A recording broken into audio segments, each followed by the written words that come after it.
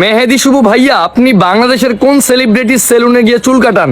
ভাই, এই মেহেদি শুভ ভাইয়া 500 টাকা 1000 টাকা দিয়ে চুল কাটা না, এই জন্য বাংলাদেশে আমি চুল কাটি না। আমি দেশের বাইরে থেকে চুল কাটি, বিকজ আমার এই চুলের জন্য সিলেটের মেয়েরা আমার পায়ে ধরে থাকে আমার সাথে একটা ছবি তোলার জন্য। কিতা আবার হোসাইন সিলেটের মেয়েরা আমার পায়ে ধরে থাকে আমার সাথে একটা ছবি তোলার জন্য।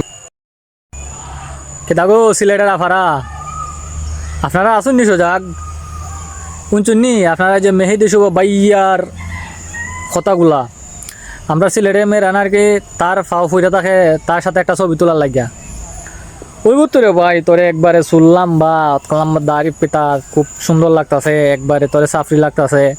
আর বিশেষ করে ফুইরেন তো আজকাল সাফরি লাগে পাগল কত হিসেবে ভাই।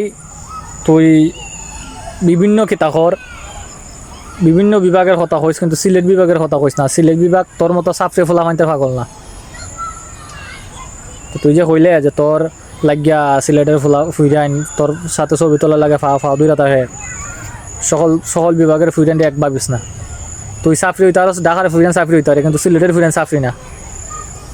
আমি আর কোস্তা হইতাম না। আমার এই ফ্রেন্ড লিস্ট বা এই ভিডিও যতগুলো সিলেটের আফারা দেখবান, দয়া কইরা আপনার বাইর এই যে মেহেদি শুভ বাইয়ার সম্পর্কে একটু কমেন্ট করে দিবা।